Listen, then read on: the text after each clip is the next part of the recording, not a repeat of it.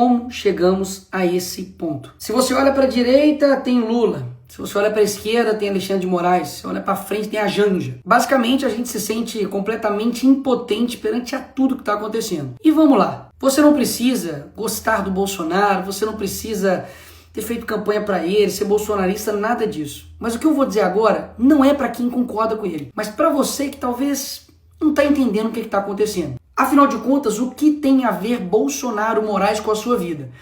Eu vou te explicar. Basicamente, nós temos hoje um cenário em que um ex-condenado é presidente da República e um ex-presidente da República pode se tornar um condenado. E mesmo que você tenha suas divergências com o Bolsonaro, vai aqui alguns pontos para você pensar. Não precisa concordar não, mas pensa aí. Ele nesse momento está proibido de falar com embaixadores, proibido de usar rede social, sofreu busca e apreensão na sua casa, encontraram aí incríveis $14 mil, usando tornozeleira eletrônica e é obrigado a ficar em casa do 19 às 7 horas da manhã.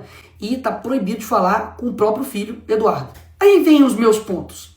Alguém que roubou o INSS, que foram bilhões, está usando tornozeleira eletrônica? Você já viu algum traficante, estuprador, alguém aí que roubou bilhões às estatais, ficando impossibilitado de conversar com o seu próprio filho? Ou seja, o script é o mesmo. E quando você entender que nós não estamos em uma democracia, você vai entender o porquê o que estão fazendo com o Bolsonaro afeta também a sua vida. Porque afinal de contas, se eles estão fazendo isso com o ex-presidente da República, o cara basicamente mais popular do Brasil, o que eles não vão fazer com você?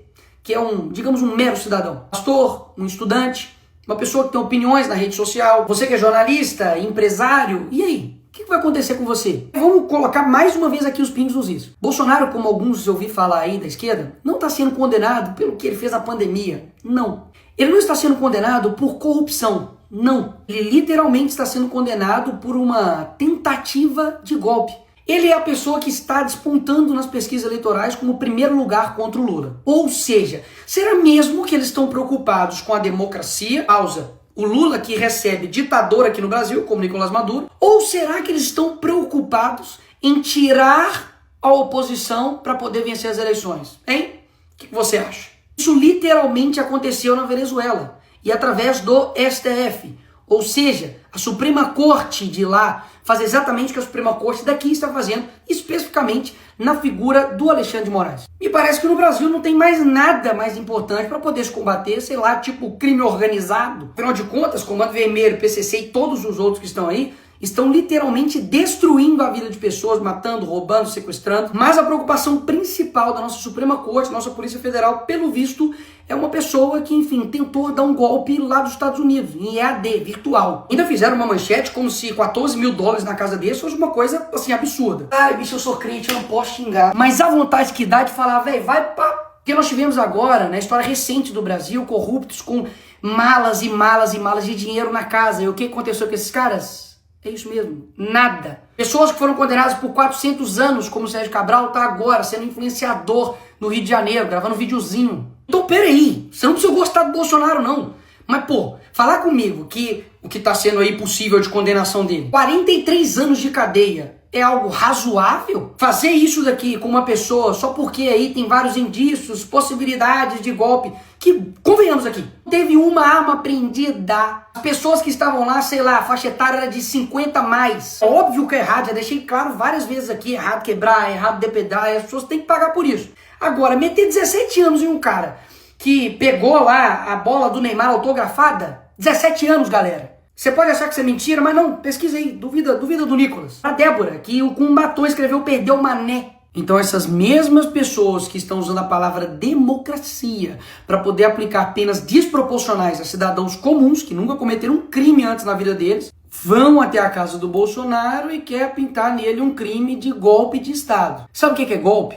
Golpe é lavar dinheiro, é quebrar estatal, é desviar bilhões de reais. Isso sim é golpe. Sabe o que é golpe? É um juiz que não teve uma caramba de um voto, que não é representante de ninguém e não tem legitimidade para poder tomar as decisões, tomar todas as decisões do Brasil. Ou você não sente isso? De que tudo o Alexandre de Moraes decide. E um ponto importantíssimo, tudo isso aconteceu um dia depois do Donald Trump mandar uma carta assinada por ele em apoio ao Bolsonaro, deixando claro que as perseguições, que tudo está acontecendo com ele é uma injustiça, é caixas bruxas e, obviamente, Poxa, estão fazendo isso para poder tirar ele das eleições. E nessa parte, a esquerda me vem com... Ai, e a soberania do Brasil, Nicolas? E a soberania do Brasil? Eu concordo que, óbvio, o Brasil precisa, sim, ser soberano. Mas o que soberania significa, criatura? Significa que o país possa ter autonomia sobre suas decisões. E até aí tudo bem. O Brasil está dando um exemplo de como não ser diplomático, né? Porque não sei se você sabe, mas os Estados Unidos não é uma economia que você pode falar, quer saber, não quero ver você. Que antes da campanha o Lula falava que com uma cerveja e uma conversa de bar resolveria uma guerra. E agora não está conseguindo resolver uma questão de tarifa. Só para lembrar aí. Agora, as decisões que os Estados Unidos está tomando nesse momento, ou futuramente possa tomar, como a lei Magnitsky, então até mesmo a taxação que o Trump fez, que no meu vídeo mesmo anterior eu disse que não há o que comemorar, afinal de contas a gente sabe que isso pode sim impactar e muito a nossa economia aqui no nosso país, nada mais está tomando uma decisão de como o seu próprio país irá tratar as questões das importações. Então a narrativa de que isso estaria ferindo a soberania nacional, isso é mais uma narrativa do PT da esquerda. PT esquerda que durante a sua vida inteira mentiu pra você. É o mesmo cara que te prometeu picanha e não entregou nada. Então assim, acreditar em todas as narrativas que a esquerda traz pra você, aí o problema nem é mais a esquerda, meu filho. É o problema é você que acredita nela. Agora, mais uma vez, cá entre nós, vamos recapitular um pouquinho só a história. Lula acabou de pedir pra Cristina Kirchner, que foi condenada por corrupção, a soltura dela. Ele foi lá na Argentina pedir para soltar ela. A Gleisi Hoffmann, que é deputada do PT, não sei se você sabe, mas já foi até a TV árabe para poder pedir pro Lula ser solto. O PT foi em outros órgãos internacionais para poder falar pro Lula ser solto, contra o impeachment da Dilma, enfim. Fizeram isso milhares de vezes. E aí no caso deles é ajuda. Não, nós estamos aqui ajudando. Aí quando é o Eduardo, aí não. Aí é ataque à soberania nacional, é crime. Peraí. Eles não fizeram isso a vida inteira. E tem tipo de coisa que você tem que ir ver. Coloca aí no Google assim, ó, Foro de São Paulo. Pra ver que desde 1990 os caras estão influenciando externamente todos os países da América Latina e principalmente o nosso país. E uma perguntinha aqui gostosa aí pra você que é de esquerda ou canhotinha. Qual seria a sua reação se o Donald Trump, nesse exato momento agora, mandasse um avião aqui pro Brasil para poder buscar e resgatar Jair Bolsonaro? Fala pra mim a verdade, qual seria a sua reação? Ataque à soberania, pipipipopopó e não sei o que, não é? Mas foi exatamente isso que o Lula fez com a ex-primeira-dama do Peru, que foi condenada por corrupção. Usou o seu dinheiro de pagador de impostos, usou o avião das Forças Armadas Brasileiras para poder ir lá e resgatar ela. Opa, peraí! O Lula não tá ferindo a soberania, não? Ou seja, todo o script é o mesmo. Eles fazem a coisa errada, destroem o país, colocam a culpa no outro e depois criam um caos e depois se apresentam como uma solução. Mas e aí, Nicolas, o que nós vamos fazer?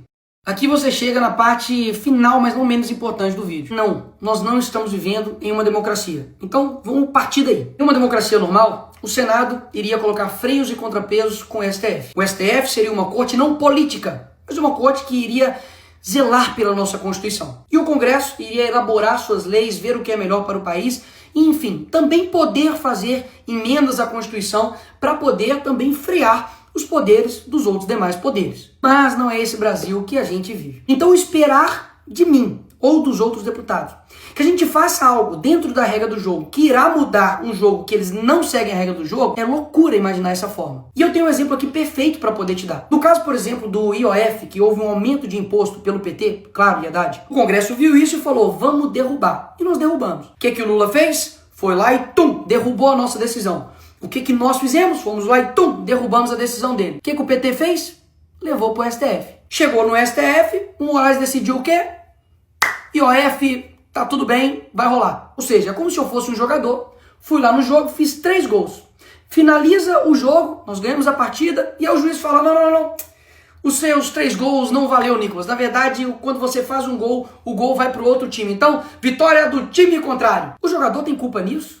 Ele tem culpa de que um juiz está extrapolando por completo a sua competência? Não é falta de competência, de vontade, nem de garra, nem de luta de nenhum dos jogadores. Basicamente porque nós temos um juiz que tem superpoderes. Rui Barbosa poderia ressuscitar e defender que seja Bolsonaro ou a direita ou o Congresso ou o Parlamento, que não resolveria. Então é isso, Nicolas. Nós temos uma ditadura e lascou. Não. Mas tem uma coisa valiosa que eu aprendi com o Olavo, que é o seguinte. Quando a sua ânsia de agir é maior do que a sua ânsia de entender, a sua ação sempre vai ser incompreensível. Toda tirania, ela vai dobrando a aposta. E eu confesso que eu estou extremamente preocupado com o nosso país. Basicamente, ou vai surgir um novo Brasil, ou a gente vai virar de fato Coreia do Norte. O que nós podemos fazer para poder mudar essa situação? O primeiro passo de fato é você entender. Entender de que existe uma pessoa, basicamente, que chama-se Alexandre de Moraes, está desbalanceando a nossa democracia. Então, Nicolas, o que você sugere? Eu confesso que muitas das vezes eu não sei. Mas uma coisa eu sei, que desistir, parar de lutar, parar de falar, parar de gravar vídeo, parar de comunicar com vocês,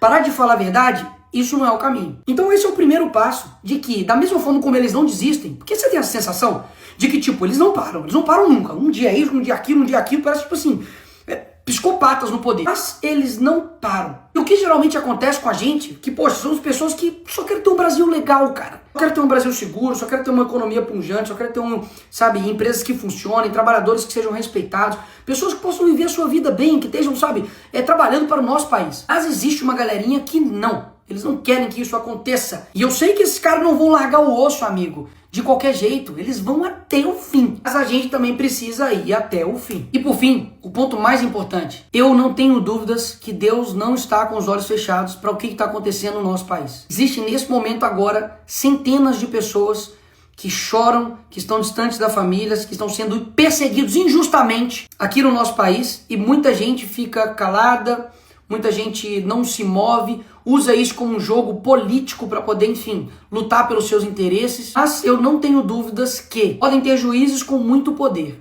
mas eles não têm todo o poder. Então eu te chamo agora não somente para poder tomar ação naquilo que de fato seja necessário. Seja, por exemplo, ir para a rua, seja, por exemplo, compartilhar um vídeo, seja, por exemplo, fazer a política no seu dia a dia, alcançar pessoas que nós não alcançamos, mas principalmente para que você tome uma decisão individual de você de fato se tornar uma pessoa mais próxima de Deus, para você ter um caráter mais parecido com Jesus e dessa forma você mudar o seu país. Porque tudo que eles mais odeiam é um país que se aproxima de Deus, de verdade, não somente de fala, mas de verdade. E muitas das vezes, quando a gente vê tudo isso acontecendo, a última coisa que a gente faz é orar. A gente reclama, xinga, enfim, faz vídeo, faz um monte de coisa, mas a última coisa que a gente faz é apresentar isso para quem realmente está no comando de tudo. E eu quero lembrar vocês de que os hebreus ficaram 400 anos escravizados no Egito. Deus levanta Moisés, ele enfrenta Faraó, vem praga, o povo sofre, depois ele abre o Mar Vermelho e finalmente Faraó é derrotado e o povo é liberto. O que eu quero dizer com isso é que existem coisas que a gente não tem condição de saber o que vai acontecer. Coisas que de fato são improváveis e que não estão no nosso controle. Mas o nosso dever é fazer o certo